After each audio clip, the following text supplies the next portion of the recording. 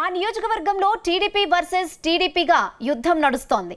Party incharge ఏకంగా మంత్రి మీదే ఎర్రచందనం మట్టి మాఫియా ఆరోపణలు చేయడంతో పార్టీ క్యాడర్ షాక్ కి గురైంది. ప్రభుత్వ కార్యక్రమం వేదికగా రోజుకో నాయకుడి మీద పూరక వచ్చినట్టు ఊగిపోతున్న ఆ టీడీపీ సీనియర్ ఎవరు? ఎక్కడ జరుగుతోందా తన్నులాట?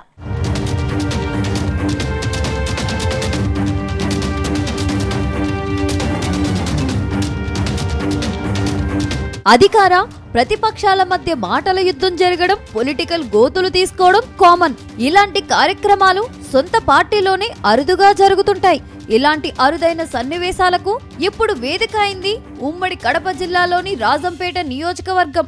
ఇక్కడ ఏకంగా మంత్రి రామ్ ప్రసాద్ రెడ్డి టార్గెట్ గా టీడీపీ నేతలు ఆరోపణలు చేయడం సంచలనంగా మారింది.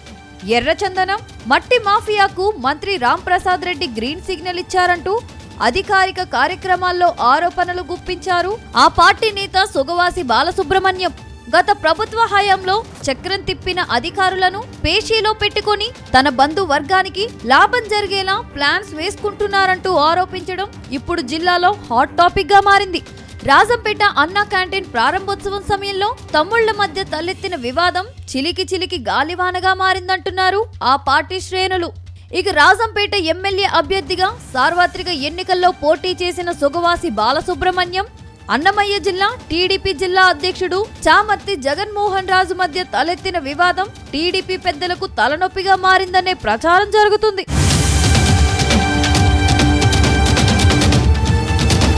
ఇక రాజంపేట నియోజకవర్గానికి తాత్కాలిక ఇన్ఛార్జిగా ఎమ్మెల్సీ రామ్ గోపాల్ రెడ్డిని నియమించింది అధిష్టానం.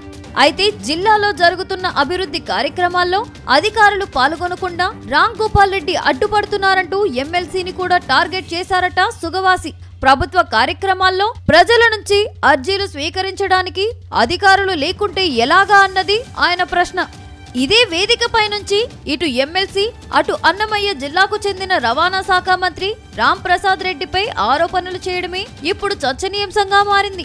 మంత్రి మండపల్లి రామ్ ప్రసాద్ రెడ్డి ఎర్రచందనం మట్టి మాఫియాలను ప్రోత్సహించడమే కాకుండా తెలుగుదేశం కార్యకర్తలకు కనీసం సాయం కూడా చేయడం లేదన్నది సుగవాసి వాదన. చివరికి సిఫారసు లేఖలను కూడా అమ్ముకుంటున్నారంటూ సంచలన ఆరోపణలు చేయడంతో జిల్లా రాజకీయాల్లో కలకలం రేపింది.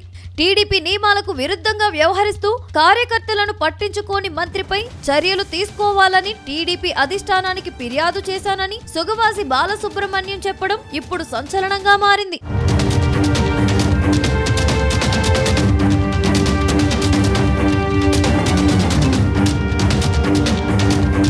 అటు సుగవాసి ఆరోపణలపై రాజంపేట టీడీపీ సీనియర్ నేతలు ఘాటుగా స్పందించారు.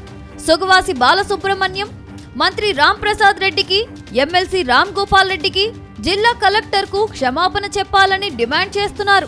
దాంతో మరోమారు చెలరేగిపోయారు సుగవాసి బాలసుబ్రహ్మణ్యం. ఎన్నికల్లో తన ఓటమికి మేడా బ్రదర్స్ కారణమని ఆరోపించారు.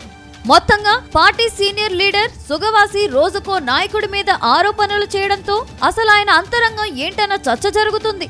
రాజంపేట విభేదాలకు ఆదిలోనే టీడీపీ అధిష్టానం చెక్ పెట్టకుంటే మరింత జటిలం అవుతాయని అంటున్నారు రాజకీయ పరిశీలకులు. సో ఇప్పటికైనా పార్టీ అధిష్టానం రాజంపేట రగడను ఎలా పరిష్కరిస్తుందో వేచి చూడాలి.